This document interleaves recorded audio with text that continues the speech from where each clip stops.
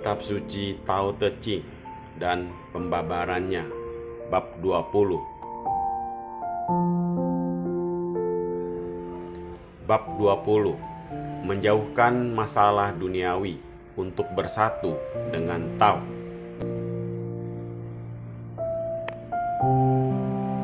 1.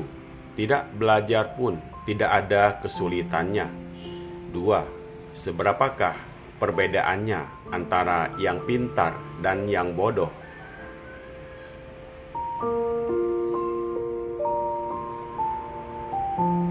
3. Apakah perbedaannya antara kebaikan dan keburukan?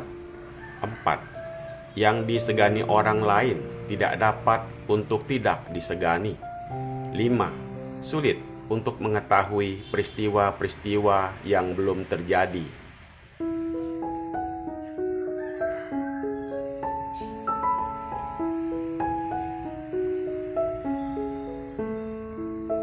6. Banyak orang tengah hanyut dalam arus kemewahan, seperti tak henti-hentinya berpesta daging lembu di atas paseban dan menikmati pemandangan musim semi. 7. Melainkan hanya aku sendiri dalam keadaan tenang, tiada keinginan, bagaikan anak kecil yang belum cukup setahun usianya.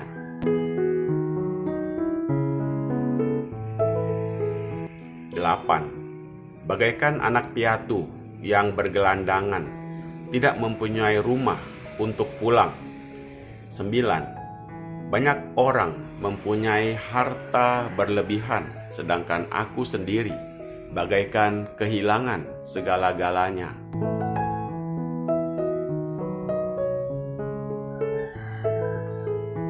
10. Aku bagaikan seorang dungu yang tidak mempunyai pikiran suatu apa, dengan pakaian compang-camping tidak menentu.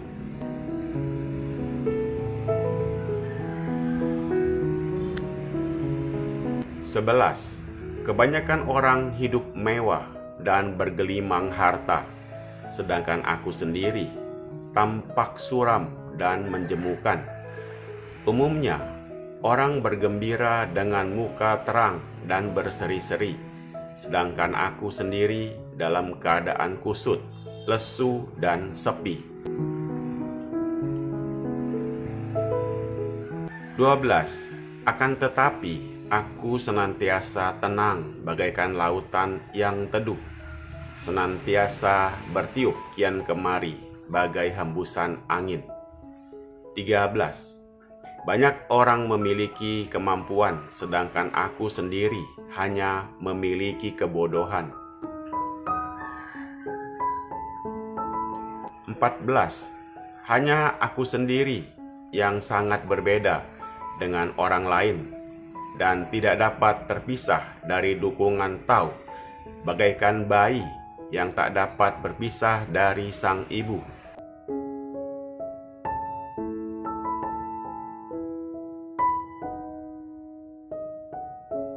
Di dalam zaman teknologi ini, orang sangat menaruh perhatian terhadap ilmu pengetahuan. Oleh karena setiap orang mengetahui bahwa ilmu pengetahuan sangat penting. Dengan ilmu pengetahuan, orang dapat hidup dengan layak.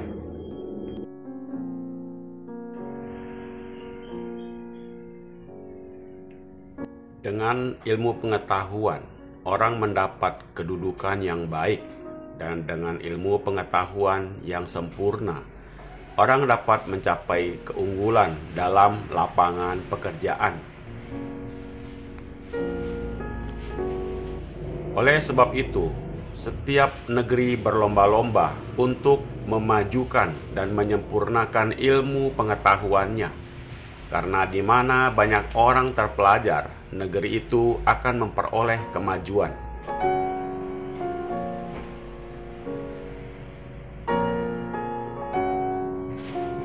Akan tetapi, dalam bidang kebatinan tidak mengenal perbedaan antara yang terpelajar dan tidak terpelajar. Semua dapat menguji kebatinan.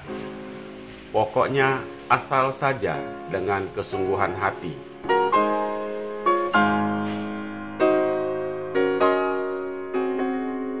Bahkan ada yang berpendapat bahwa ilmu pengetahuan itu merupakan rintangan bagi mereka untuk mencapai kemajuan batin, karena orang terpelajar kurang percaya terhadap manfaat kebatinan dan selalu meminta bukti.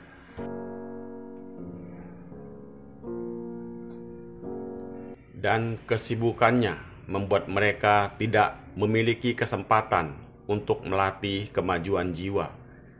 Maka kebanyakan mereka kurang berminat terhadap kebatinan.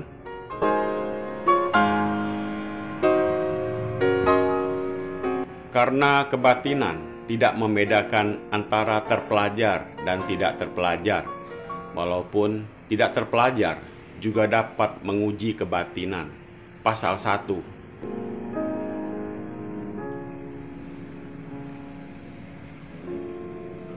Menurut pendapat Omar Khayyam bahwa perbedaan antara baik dan buruk, benar dan palsu, terpaut hanya selembar rambut saja. Pendapat ini bagi umumnya orang mungkin tidak dipercaya.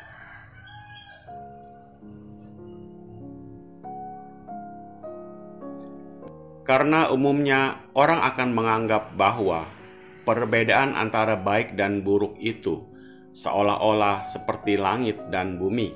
Akan tetapi, kalau kita mau merenungkan dengan sungguh-sungguh, kita akan mendapat kenyataan bahwa pendapat itu benar juga.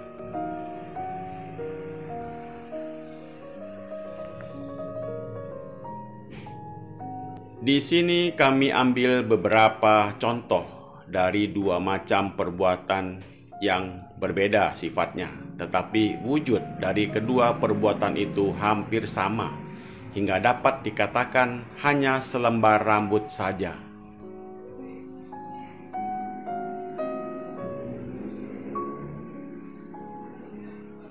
Misalnya, perbuatan jujur dan perbuatan bodoh. Antara keduanya, orang sering keliru apakah dengan berlaku demikian itu disebut jujur atau bodoh. Sulit untuk membedakan. Apa pula yang dikatakan perbuatan berani dan perbuatan gegabah? Juga antara sabar dan pengecut, antara pintar dan licik. Ini adalah pasangan-pasangan yang wujudnya hampir sama dan perbedaannya seujung rambut.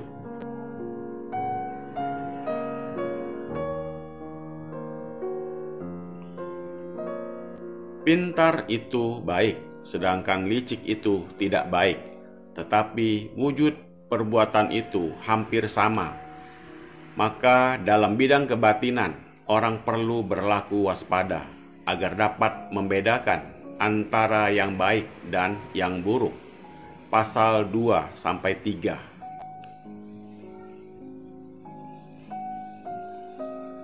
Umumnya orang takut karena tidak mengetahui apa yang akan terjadi di kemudian hari. Tetapi bagi orang-orang kebatinan harus mengetahui apakah yang sesungguhnya ditakuti. Bencana paling hebat adalah kematian. Tidak ada bencana yang hebatnya melebihi kematian.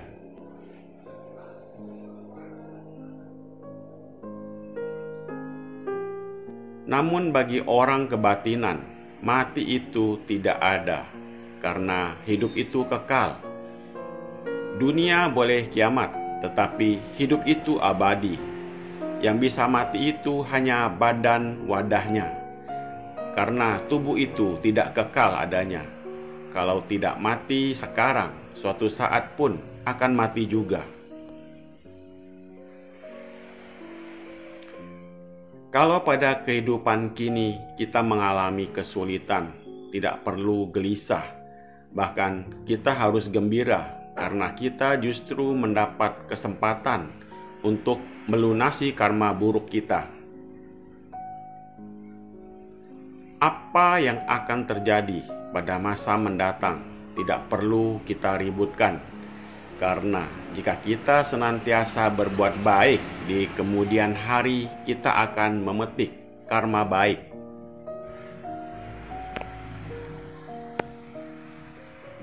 Segala bencana dan kesukaran yang menimpa diri kita harus kita hadapi dengan penuh ketabahan. Jangan putus asa.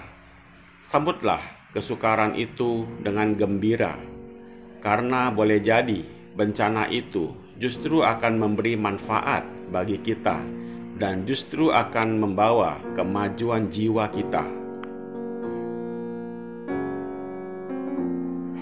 Mungkin hanya sebagai ujian, bukankah ada ungkapan yang mengatakan bahwa jiwa itu menjadi sempurna dalam tangisan? Artinya, justru di dalam penderitaan barulah jiwa mendapat kemajuan. Sebaliknya, bila kita mendapat rejeki, memperoleh keberuntungan, janganlah menjadi sombong dan jangan terlalu gembira hingga lupa daratan, karena ada kemungkinan juga bahwa keberuntungan itu hanya sementara waktu saja dan akan segera terganti dengan penderitaan.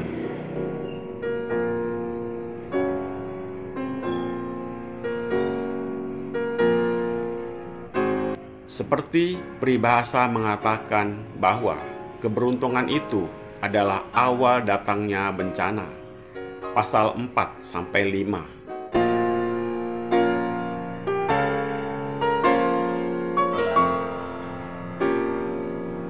Dalam ungkapan ini, Lao Tzu menjelaskan perbedaan yang nyata antara diri sendiri dan orang-orang lain. Beliau mengatakan bahwa ada banyak orang yang hidupnya sangat mewah, pakaiannya bagus-bagus, makan makanan mewah, dan rumahnya sangat mudah.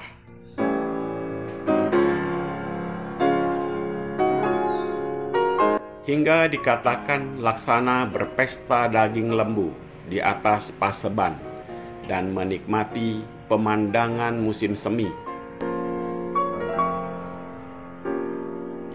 Sebaliknya, Lao Tzu mengatakan dirinya sendiri sebagai tiada keinginan, dalam keadaan tenang, tidak ada harapan untuk hari kemudian, dan sebagai anak piatu yang bergelandangan, tak punya rumah untuk pulang. Pasal 6-8.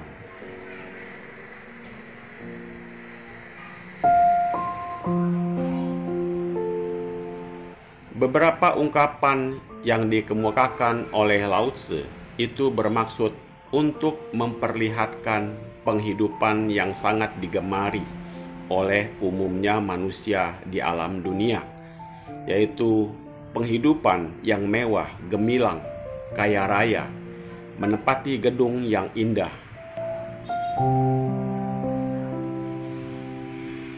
Makan makanan mewah, pakaian indah, mempunyai kedudukan tinggi, kekuasaan besar, berpengaruh, bisa melakukan pekerjaan besar yang mengagumkan, dan lain sebagainya.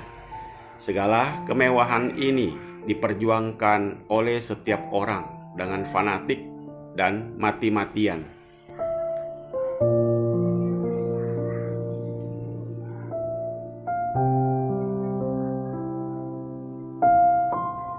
Hingga membuat timbulnya goncangan-goncangan, menimbulkan pertikaian, persaingan hebat, dan peperangan dahsyat yang menyebabkan dunia kacau, hingga tak ada satu saat pun bisa tentram dan abadi.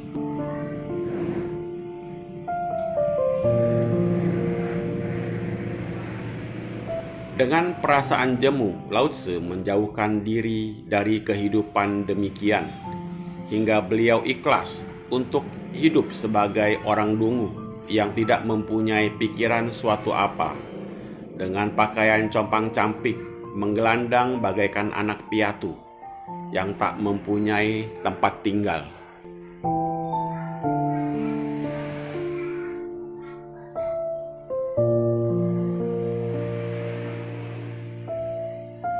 Meskipun demikian, Lao Tzu memperoleh kehidupan yang tentram, tenang, dan abadi, hingga bagaikan lautan yang teduh dan senantiasa memperoleh kemajuan batin yang tidak henti-hentinya, bagaikan angin yang senantiasa membumbung ke atas udara yang tinggi.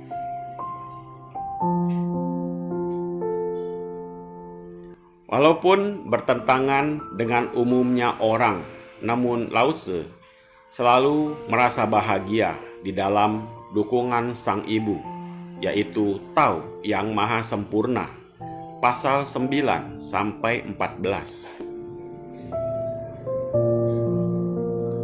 Semoga bermanfaat. Terima kasih.